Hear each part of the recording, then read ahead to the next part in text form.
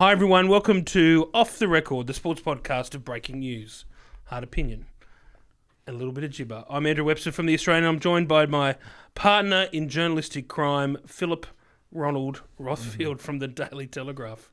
Hey, Webby. Hey, Buzz. How's your week been? Oh, flying. Yeah? Yeah, not really. What have you been doing? You Bit of just this, said bit of that. you've had 8 cups of coffee today. You look a bit shaky. Bit too much caffeine. I'm okay. You sure? I'm good. We've got great. a double header today. We too. do. We've got a special guest coming up. Stay tuned. As I Yes. say in the classics. Coming up on this podcast today, Buzz has some breaking news on R360 and what it means for NRL players. We asked the question, if Penrith can win this year's premiership, are they the greatest team of all time, surpassing my beloved St. George? Please. We take apart the Wallabies' heartbreaking loss to the Lions as the fallout from Clean-Out Gate continues. And in our War Stories segment, I talk about the day I absolutely disgraced myself with the Jack Newton Celebrity Golf. I cannot wait. Are you open? Classic. You're going to throw the room open to question? Of course, as Right. always. Because they'll be firing plenty at you the night you disgraced yourself, I presume. I was just sort of making Did you notes. actually get a round of golf in? Well, that's I the know thing. we're going to get to it. It's well, I got through the first round. Yeah. I didn't get to the second round. That's Is it a 3-round tournament? Or what, is two? It 2. I can't I'm going to wait. talk about how I just skulked home in absolute disgrace on the morning of day 2. Yeah. As always, big shout out to our good friends at Code Sports. You can get an annual subscription to Australia's best sports website for just $49, featuring Australia's best sports journalism. The Code Sports app is essential for every fan. You go to codesports.com.au/OTR to get the special discount. How are you, Buzz? Yeah, I'm going good, Webby. I'm going good. I'm really enjoying my rugby league. I think we got a fascinating comp. I love Penrith storming home. I love the way Canterbury got the biggies on Sunday. They look a genuine threat. I thought it might take longer, but they can win it this year. And, of course, the Raiders, 8 straight. I'm really excited about the footy. Pretty open comp, isn't it? It is. Let's get to our champs and chumps first. Who's your champ? My champ, and I'm going off the footy here, Alex de Minaur. Like, for the tennis star, I think he's in the top 10 in the world now. So he wins an ATP tournament in Washington during the week. And for the last decade or so, we've had to put up with the brats, Bernard Tomic and Nick Kyrgios, and their very questionable behaviour on the world stage, which has, you know, been really, really ordinary. Come on, bro. I tell you, it's been, I hear. mate, I had a brat ban on them both. Brat in ban? the column, yeah. Is that like Batman? Watch the Buzz ban them for about 4 or 5 years. Yeah, I'm not a fan of either. Too. Look, they're colourful dudes, and younger people turn on the TV whenever they're playing because you don't know what to expect. But this de Minaur the other day, so he wins his 10th ATP singles title. And he beats a Spaniard, I'll try and get his name right, Alejandro Davidovich Fokina, Fokina. Did you just say to me? Yes, I did. He beat him 7-3 in the final set tie break. Now, this poor Spaniard had 3 championship points, okay? And sadly, he's got a bit of a choking reputation on the tour.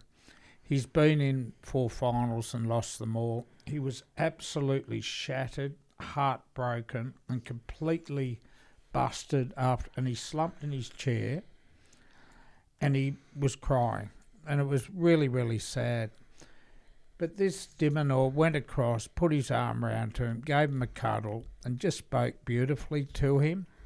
And then his presser afterwards said, look, I know he's had a rough trot, but he's overdue and he will win. And I just thought, you see a lot of sport and you don't always see, the great sportsmanship. But the graciousness. Yeah, the graciousness. And good on you, Alex de Minaur. Well done, Alex. My champ is the one and only Oscar Piastri, who won the Belgian Grand Prix after overtaking his McLaren teammate Lando Norris early in the race. And afterwards, he dedicated the win to his grandfather, Hugh McFadden from Shepparton. Great scenes afterwards with him embracing his grandfather, who that was the first time that his grandfather had been there in the flesh outside of Australia to see Oscar win a GP or even compete in a GP. That's Piastri's 6th this season, and it takes him past Sir Jack Brabham and Alan Jones for most wins by an Aussie in a Formula One season. I love this yarn. It's starting to really build some legs. I mean, he's 24. He seems like he's got a bit of shit in him. He seems like he's prepared to speak up. But if you're a Formula One driver, it'd be hard not to have a little bit of. Do you enjoy arrogance. watching the sport? You know what? The sport. I used to be a big Formula One fan. Yeah. And it all died for me the day that Ayrton Senna died. Yeah, right. I was a real Senna fan. Yeah, right.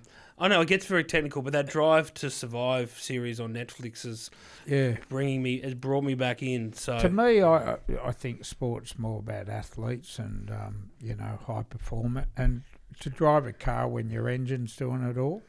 But they tell me there is far more to it, and the skill levels and you've got to be an athlete to like a jockey. Just to navigate them. But I've never been a massive fan of the car races. Well, thank you. You've just shit-canned my champ. No, I haven't shit-canned your champ. Like because no, that man is it. the talk of the country. I think we discussed beforehand he's made 40 million this year, has he? Or 41. 41 mil. That would be no, I don't have a That's problem how much, with champ. I'm just saying that I don't particularly like motor racing as a sport. 41 million, that's what you're making this year and all your extra earns on the side, aren't you? I wish I could. That's how much I spend a year. Is your chump? My chump, and I'm going off beat here a little bit too. I'm going to do the US President, Donald Trump. You've picked a mark there. Well, did you see those stories on the net and the video that went viral? I looked at it has been alleged, and I'll say alleged because I don't want to be sued by the great man. And look, hey, and Donald J. Trump, if you're out there listening, I know you're a fan. Welcome to come on the podcast anytime. Well, when you talk about politicians being fans of this show, I'm going to reveal right here and now that the Premier of New South Wales, Chris Minns, sent a text message last week and says he never, ever misses an episode of Off the Record.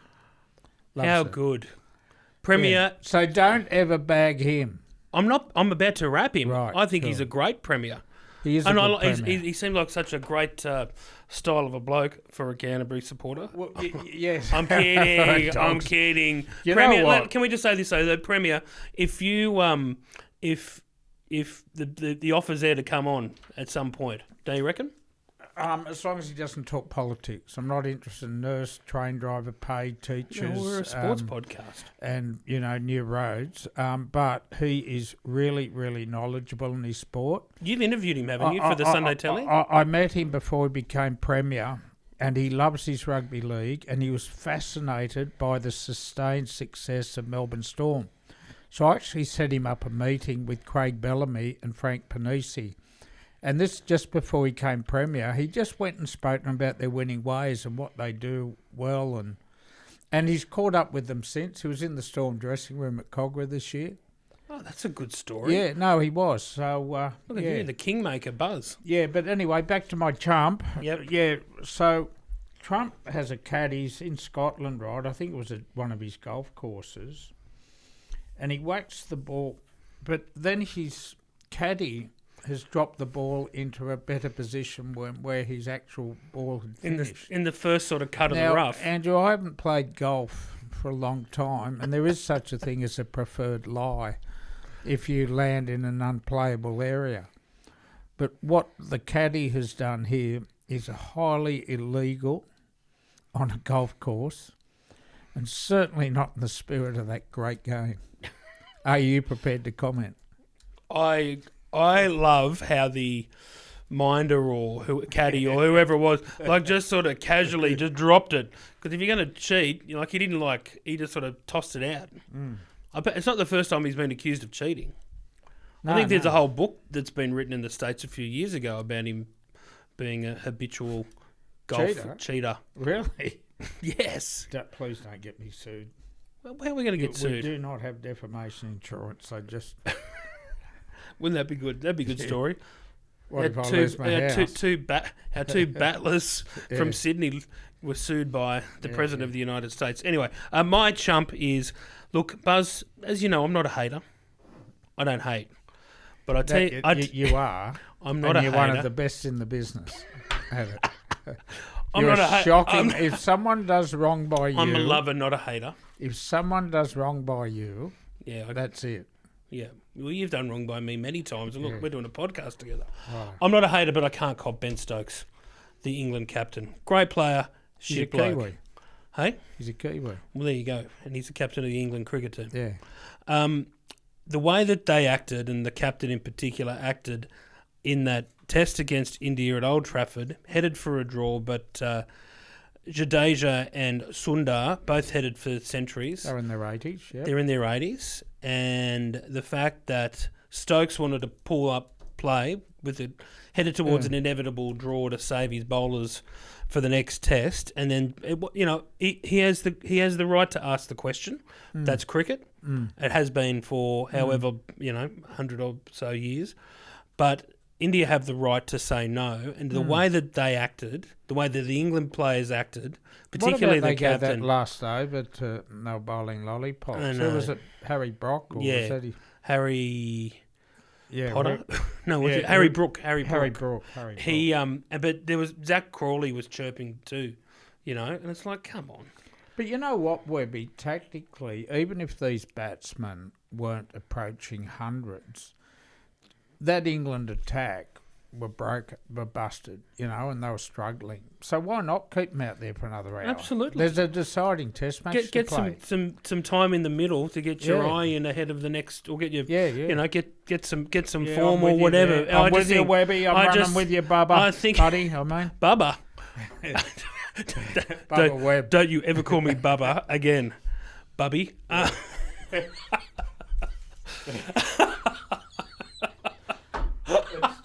Even asked him to cut it. I told you it's going to be This is what happens when you do 3 podcasts in one day. You just gibber and gibber and gibber. The only danger of just putting all your attention into this one.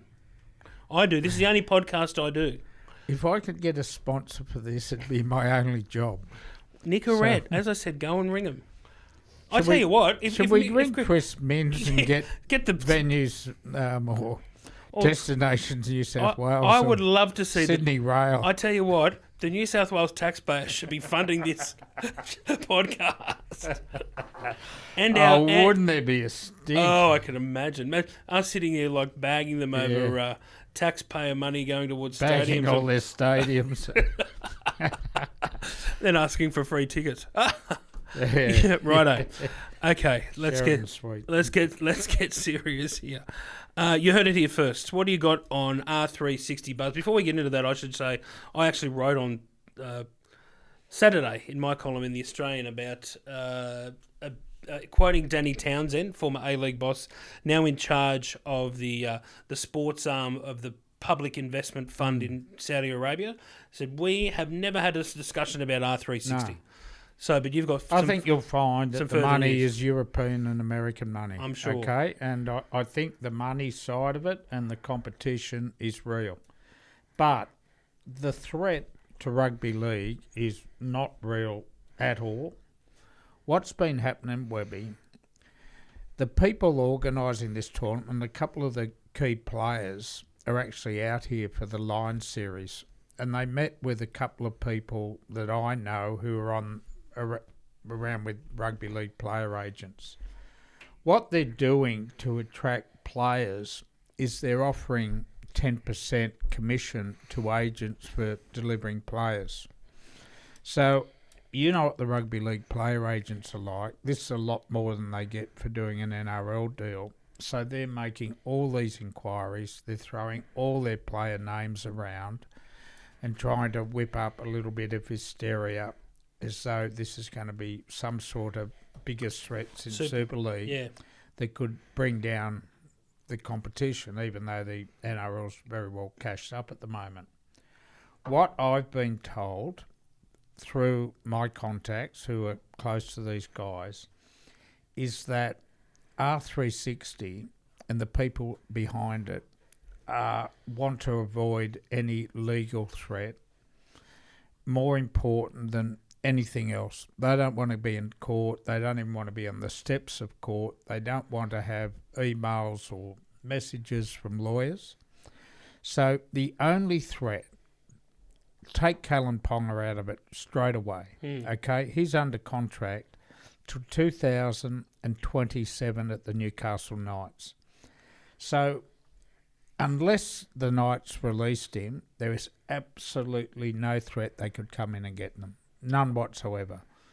The other player's name, Roger Tuivasa-Sheck, I looked him up. He's under contract till next year at the Warriors, and the Warriors want to keep him. Forget about him going straight away. It depends when they want to start this tournament. So the only players that are going to be available are the ones coming off contract. What you find in the NRL is great players very rarely come off contract and are available at the end of a season or are available right now. Jerome Hughes, for example, extended for 4 years. That's right. It's just not going to happen, Webby. No, I agree. It's not going. They're mainly after rugby union players to add a bit of spice and interest outside of the usual union demographic or person or fan. They will look for some, but they're not going to go to court. They're not going to break contracts. As soon as I think I said it on this show, as soon as it got on, as soon as they started talking to NRL agents, it was going to blow up into something far more than it was. Yeah. Don't you reckon? That's how it read to me. It's greedy agents trying to inflate the value of their player by creating competitive tension, but also chasing the 10% rather than the 6% they get on an NRL contract. Yeah, it's and look, I don't blame them. They're just doing their best. Yeah, Ponga's manager's got to go themselves. back. Yeah, of course they are. But Ponga's manager's got to go back to him, do his due diligence, and say, look, this tournament's starting, but look, I can't get you out of here. But there'll be this much available in 27, so don't extend at Newcastle. Stuff like that. Yeah, I think it's. I think people go, well, the players like Ponga will go, oh yeah, well I'll just go take that $2 million or that $3 million. Ponga wants to win something. Yeah, he wants to win. He wants to finish his career winning something. Yes, I reckon that's why he looks so frustrated at Newcastle. It's really interesting about their potential audience in Australia here too, because I don't want to bang on about the Lions, but again, that was a thrilling test match against Australia in Melbourne on Saturday night. But again, it failed to crack the $1 million mark. The million, not dollars, but million eyeballs. People. Yeah, they got 900,000. Yeah. I think that just says where rugby's at.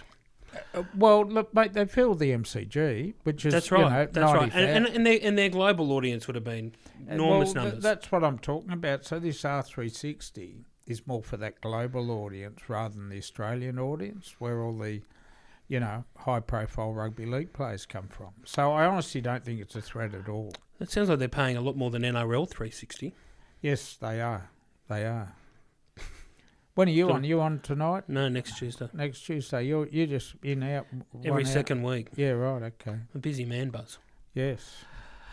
Okay, you heard it here first, unless of course it doesn't happen. Let's get to the news of the week. I don't like the way you finish that segment up because I'm batting 9 out of 10. It's a joke, Humulus. No, it's not a joke. Type. It's not a joke. It's a joke, Buzz. I say it about myself. Oh, do you? I do, all the time. Do you? Yeah. Right. Stop being so sensitive. Because I got a pretty good strike rate this year. Do you want to get into it? Yeah. Do you want to get into that? What, is it my fault that Freddie knocked back the Australian job after being offered it? Sorry for breaking that. God, you're sensitive. I know you're on your phone there. Oh, well, I'm checking missed calls. I'm a journalist.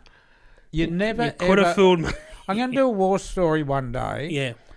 On the day I was in hospital, I was told to put my mobile phone away because I had an important procedure the next day. The story I missed out on was probably the biggest story that would have won a Walkley. What was that? I'm not going to tell you. I'll do it next week. I'll give you a little tip, Buzz. There's more important things in life than breaking a yarn. This podcast. Okay. Okay.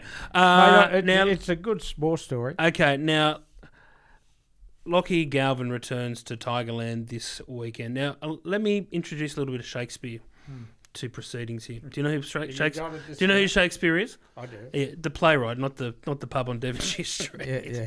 Yeah. Taboo or not taboo? Yeah.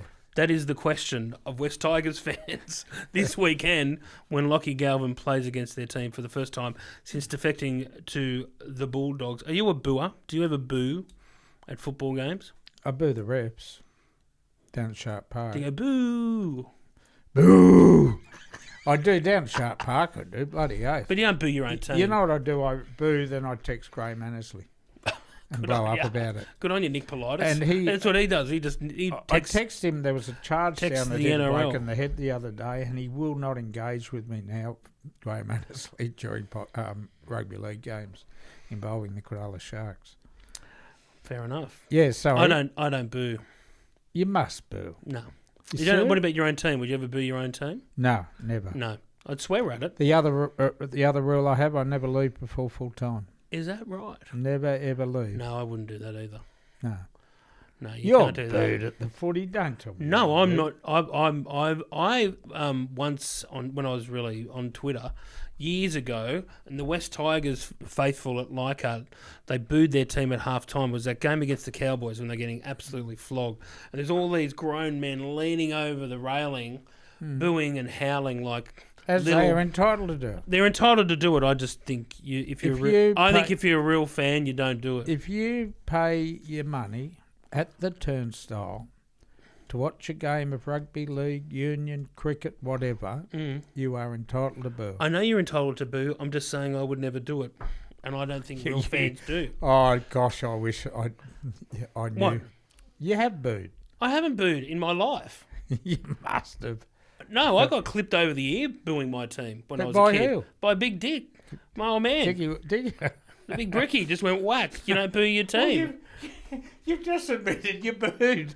And when I was when I was 10, you booed. Oh God, you're a knob. Good on you, Dickie Webster. There's a few other things you should have clipped him over the melon for too, just quietly. Tell me about it. Lachie Galvin. Lachie Galvin. What are we thinking of? I think he's been great the last 2 weeks. I think he was all right against the Dragons, but threw the winning pass, scored a try. Much better against Manly at Allianz on Sunday. Before we get into Galvin, can I just say this? God, Matt Burton's a player. Matt Burton needs to be in that New South Wales team next year. Off the back of this loss, Australian team going to England. 14. Tell me this. All right. There wouldn't be many players in the history of the game with his body who could play 6 centre. He could play 5/8 centre, full back it if he needed to. He could play on an edge, and he kicks balls like an NFL punter. Yeah. He is such an incredible talent. I've never ever seen, in going on 50 years, a person that can kick the ball like he does. Amazing. Yeah, I was in. We used to rave about Bomber Pier, Johnny, and they'd go half as high. Bomber Pierce kicks, I'm assuming they didn't have the variation on it. I've actually talked to Joey about Joey. Remember Joey about 20 odd years ago? He had that sort of spiralling ball that would slide away at the end. But Burton just seems to get even. I've talked to Joey about it. He says he gets far more on it than he ever did. Yeah, and that's saying something from the 8th Immortal. Mate, he's a great player, Matt Burton, and look, Mitchell Moses will partner Cleary next year in the halves, but Burton's got to be 14. Yeah. What do you think of Galvin in this game? Galvin's just turned 20. Yeah. Just left his teens, but he's unflappable. He's had more eyeballs on him last 6 weeks since he joined Canterbury than any other player in the comp, but he copes with it week in, week out. And he's not overplaying his hand. He's not steady, but he's playing brave. You know how that guitar at the Dolphins challenges the line and takes the football. That's what Galvin's doing. And that's where there's a risk this week that he's going to get belted. Someone from the West Tigers is going to belt the kid because he's not popular there. Whether Cameron Serrato changes it round a little bit, I don't know. But there'll be a massive crowd there at Combank. I reckon it'll be close to a full house. But working in Canterbury's favour, the way those Dogs fans travel, they'll have 70% of the crowd, even though it's a West Tigers game. I do not support the manner in which Galvin left the West Tigers at all. For him to instruct his manager to walk into Shane Richardson with a 7-point dossier of complaints on Benji Marshall was wrong. His forced exit was wrong. Should have been kept to play out his contract, but that's all history. He's a terrific young player. And look, they've still got a long way to go this year, Canterbury. They're showing signs, though, they could be there on grand final day, and Galvin's an integral part of it. Can't wait to see him and Luai come together. I'm sure they will at at some stage. What do you think? I agree. I haven't been as critical of the move as others have mid-season with Galvin going to the Dogs. I think I said it on 360 the last time I was on there. Things take time. And I can see exactly why they wanted him. And I know that Sexton has been competent, but he doesn't offer as much as Lachie Galvin. And anyone who says otherwise I think is kidding themselves. I just think the way, that's the first 2 times that he started at halfback, and it takes time to grow into that role and be in charge of that team. Yeah. I don't know if they can win it this year. I don't. I don't think good against Manly. Webby. They were, but I'm not entirely confident that they can win it this year. But I tell you what, I put good money on them winning it next. Yeah. What I originally didn't like about him, Webby, was his cockiness and confidence and overconfidence. But the more I see of him, the more it's just him. I don't think he's cocky. Don't you? No, I think not on the field. You don't. On the field? Yeah. I think he's young. And I think he's very talented. That's why I'm coming around.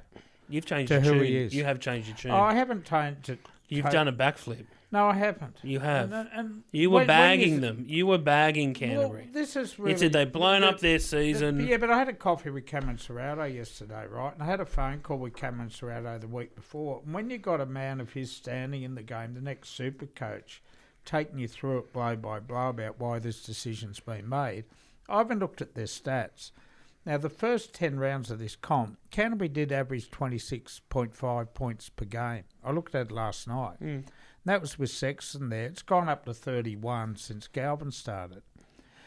But he took me through, and when you sit down and listen to someone, you do change your thoughts. You do. Good on you for being big enough to say you got it wrong. I still stand by the fact that I was of the opinion that loyalty in rugby league is really, really important. Sexton had got him to number 1 in the comp, had got him to the top 4. And I still say the week he moved Burton to centre, took the hooker off, moved Sexton to hooker, brought Galvin on there, was not the right way about going about it. So I'm not really backing down. What I'm saying is... You've changed your mind. No, I'm saying that I like what I've seen from Galvin the last couple of weeks. Okay, thanks, Fonz. Fonzie, you can't say you're wrong. No, I'm not wrong. Buzz, I tell you what, it's an interesting run home for him, Canterbury. Warriors, Chooks, Storm, Penrith, Cronulla. Yeah. It's a hard run home. It's a hard run home, so we're going to see just exactly where... They're not going to play Manly every week. No, that's right. We're going to see where they're at in a hurry.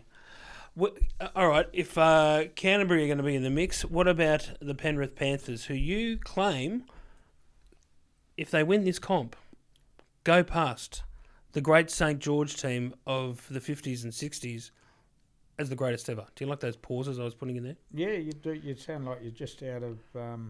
you've done a communications course where they teach those young reporters how to pull up. Thanks so much. Yeah. Back to you, Phil. What do you got? Penrith. Wow. The only reason I base this on the fact they've lost about 20 elite players, starting with Maloney and a lot of great players when Ivan first came back to the club, Campbell Gillard, Wacko Blake. It's just continued and it's continued. It's about $17 million worth of talent because there's a salary cap. And I looked at what St George did with 4 Immortals over 11 premierships in a row. They didn't lose a player, a big name, outside of Kevin Ryan, the great front rower, went to the Canterbury Bulldogs. I look at Parramatta, 81, 82, 83, Sterling, Kenny, Cronin, Ella, Graith, Price, Wynn. And they didn't have a cap either. No. But what this Penrith side's been through, and from that hopeless position they were in 10 weeks ago, Webby, at the bottom of the ladder, to claw back, the way Ivan Cleary has managed Origin and load on players, it's just... Mate, there is an argument, if they can win 5 straight, it would be their 6th straight grand final under that sort of duress and cap pressure. Are you with me? I'm with you. I don't know if I'd... Comparisons are hard with players with clubs from that era. Just completely different games, different sort of, training sense. I know I'm speaking the obvious. I wrote Ivan's book, or I was ghostwriter on Ivan's book, so I got a greater appreciation of what Penrith have done and how they've gone through things. And you talk about Maloney, and that wasn't a cap thing; that was a clean out. Maloney and Wanga Blake and Regan Campbell Gillard, and but they had to get rid of them. Well, that's right. For Ivan to put his side in there. Side in there, but I think that was a cultural thing more than anything, to be honest. Yeah, but what about the guys since the Crichtons, the Kickouts, the Burtons? That's what I'm saying. Like Coruscaws. I know that's it. Like I mean, Kickout was a great example. Like after the 21 grand final, they set him down a few days afterwards and said, "Mate, we can't even offer you a contract." Like that's how tight the cap's been. So I think it'll be. I don't know if I could have them as the greatest team of all time if they win the fifth straight. I can't put them past my beloved Dragons. I can't. When you say team, Raper, Langlands, Gasnier, and all Proven, Billy Smith, they would probably beat Penrith on paper. But what I'm trying to phrase it is as a club achievement. I agree with that. Circumstances. I agree with that. That's what I'm trying. I agree with that. Like in terms of the great teams, like those Dragons teams with those players, you're right. The Parramatta teams with all those fabulous players. I think those Broncos teams in the early '90s and even '98, like they're regarded as some of the greatest teams assembled. But you're right. Like I remember when Gus said Penrith will win 6, and we all thought he was taking the piss. To me, it read like him putting pressure on Ivan and Penrith to make good on the system that he'd set up. Yep. But I tell you what, he wasn't far off the mark. No. It'll be some story though, won't it? Considering where they come from this year. Yeah. Okay, let's get to our favourite sport, rugby union. Yep. And they're calling it Clean Out Gate. Yeah. Have you heard it called Clean Out Gate? Yeah, everything's got to have a gate, doesn't it? Why is it a gate? I don't know. When you were a sports editor of the Telegraph, did you always have a gate? I didn't use gate. It's overused. It is. Yeah. It's overused. Now they use ball, don't they? Baz ball and, all that sort of stuff. Do you reckon tabloid headline writing isn't as good as it used to be? Well, there's a lot of puns still, isn't there? I used to just like big, powerful headlines. What's your funniest headline? I can't remember. Come on. It's a war story. Let me think of a few of them. Okay. Sorry for trying to celebrate your career. The Wallabies lost 29-26 before 90,000 people at the MCG. Everyone's talking about the penalty they didn't get at the end there. Thoughts? I'm not a rugby union expert.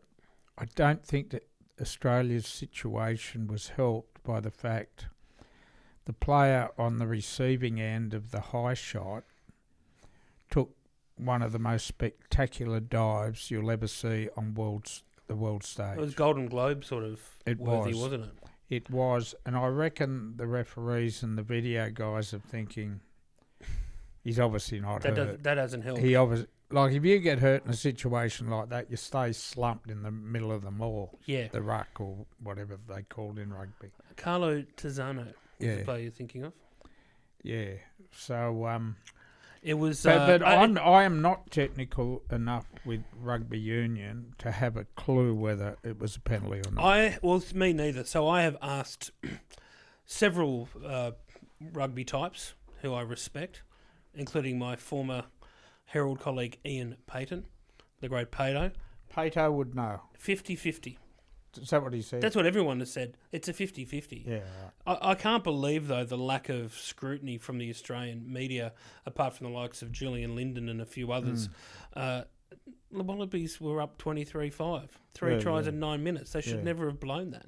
Yeah. I tell you what, though, it was the best game of rugby I've seen in a hell of a long time. As I've explained on other media outlets, I had my iPad here and I had the Sharks and South up, which was a horrible game, and I enjoyed the rugby this week. It was a good contest.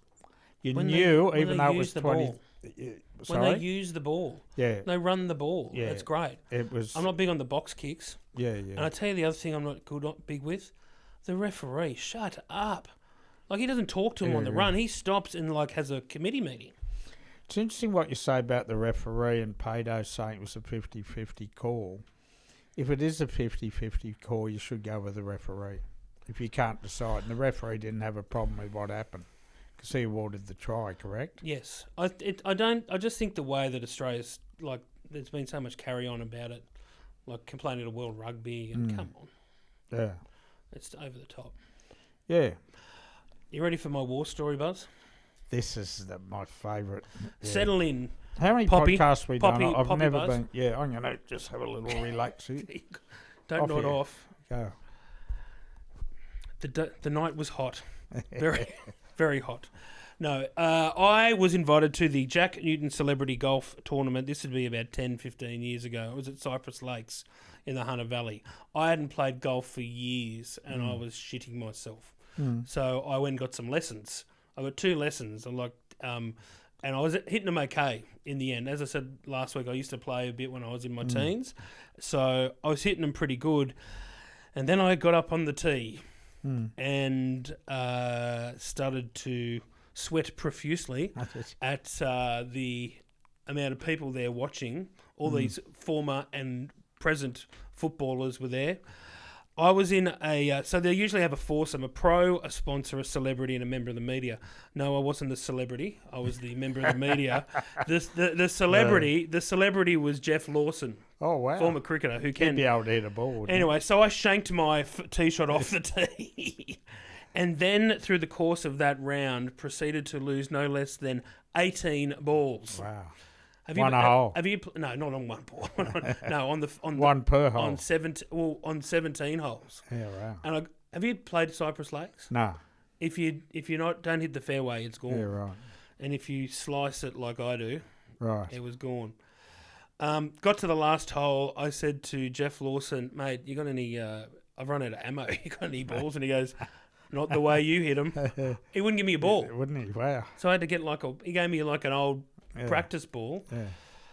Got to the end, drained the putt, shook everyone's hand, and we just walked straight off to the bar. Did you? Yes. Where I proceeded to drink a vast amount of alcohol. That night they have I don't know if you've been to the Jack, but it's the night of the first round is always good fun. Bob Hawke was there. Right. The late Sir Bob Hawke was is he Sir? Anyway, no. Anyway, the late Bob Hawke was there in a white linen suit. He got up and did as he which is custom at the Jack Newton tournament. He sung Waltzing Matilda, and then we all went out to the bar and proceeded to keep drinking, which I did. Who were you with? Who was your partner in crime? I was out with Clint Newton, Liz Ellis. Who else was there? Any other journos? Eyewitnesses? I think Will Swanton was there. Oh, was he? I can't remember who else was there. I wish I was there. I would have given you up. Wait, it gets worse. It gets worse. So by the end there, it was just me and Jack out on the balcony, Cypress Lakes. And I went, Jack, what's that light over there? And he said, that's the sun. Oh, did he? I went, what time is it? Yeah, right. It was 7 o'clock in the morning. And I Yeah, went, right. are you kidding? And he goes, what time are you hitting off? And I said, 11. And he goes, you might want to go get some sleep. Yeah. So I went and retired to one of the little villas and went to sleep. And 11 o'clock, knock, knock, knock. Mr. Webster, are you? You're supposed to be teeing off right now. I went, are you going to make it? And I said, I'm not going to make it. I'm not going to make it. And he goes into his walkie-talkie. He's not going to make it. Over. So were you asked to leave the premises? I lay there in bed for about an hour, wrestling with my demons, and I was thinking, gee, and like I just know that there is no bigger cardinal sin in golf than turning up. not fronting for your tee off time. I was so embarrassed. So I went, you know what? Fuck this. I'm going back to Sydney. I've gone. Mate, you would have been a mile over the limit. I packed up my suitcase, put it all in there, grabbed the clubs. Oh, you're a shocker. Grabbed the clubs, and went down to reception, and I went to check out, but Blanche Dalpouget, Bob Hawke's wife, I'm pretty sure they were married at that time, was at reception. Oh, really? And she's ahead of me, and she's looking at me and said, no, please, Blanche, after you. And she goes to the receptionist, can you please tell Jack and Jackie Newton that Mr. Hawke has fallen ill and won't be able to, and has gone back to Sydney, won't be able to play the second round. And as soon as she said it, my mind went back to the night before with Bob Hawke at that after party covered in red wine stains all over his white linen suit. Yeah, wow. I checked out and I walked out. And here's Bob Hawke, here's Hawkey, laid out on the back of the car, the hire car, out of his brain. So me and the 80-year-old former Prime Minister, we didn't make it. And that is the last game of golf I ever played. That's a good war story, Webby. That's not a good bad war one. story. I tell you what, I was pretty crooked. I was very cool. Yeah. I played a Pro-Am once, and I had, his group I was in, Kel Nagel. I swear. The legendary Kel Nagel. And I felt like you. I sweated, I shook, and I was, mate, you know what? And there was a little bit of a gallery there. There were probably 100 people watching us. And I pulled out the forward in the first hole, and I've whacked it straight into this poor old bloke. About 30 metres to my right. It was like a cover drive. It just went. How embarrassing. Mate, it was terrible, terrible experience. I know. And, mate, I played like that. Again. I would have shot 130 that day. Yeah. But, mate, I didn't go and punish myself afterwards like you've done. Great story, though. It was a good story. But, I remember calling Jack a few weeks later and he said, you did well, son. You did well. Yeah, right. What a great man, Jack. He was a ripper, Jack. He was very good. Very good. Loved his rugby league, mate. He did. Newcastle Big night supporter, Knights, yeah. Exactly. All right. Fearless forecast, Buzz. What do you got? Second week of September, announcement's going to be made that Dally Cherry Evans is to join the Roosters on a 1-year contract with a 1-year option. It's the lead-up week to the first week of the finals. I've worked out the Roosters and Manly won't be in the semis. That's when they'll make the announcement. When you say it's a 1-year option, whose way? Don't know. Gotcha. Don't know. Is that stuff about him coaching, right? Yeah, but there's salary cap issues if you offer someone a coaching job. That's what I'm sort of So they'll be about. saying options. Well, you know what? Cooper Cronk's still on the coaching staff. Do you think something was offered him on the quiet when he did? Yeah. Are we off the record? Yeah. I'm going to double up on the Wallabies. I said take them 1-12 last week. Almost got the chocolates at $5.50. I'm going to back them this week. $4.50, 1-12 in Sydney. I think they'll be inspired by what happened last Saturday. You've admitted you know nothing about rugby union, the technicalities of the game, and now you're trying to tip people into backing a winner. Doesn't mean you can't bet on it. Gamble responsibly, Andrew. LTP, yes, 926-728. When I was at the Big Sports Breakfast, we used to have to read out. Yeah. We have to say that out. Did you? It said, read quietly. LTPS 92728. Wow, that's enthralling. All right, we done? Oh, you're right. You got another podcast to get to? Another Well, earn? let's point to, we're going to do David Gallup. He's going to tell us some great old rugby league stories. We are doing the great DG. It will be one for the ages. It will be. It'll be a beauty. Good stuff. You can just follow us on all our socials. Look at us for Off the Record on YouTube. And we will see you guys next week. Cheers, mate. See you, buds. Buds. Call you buds.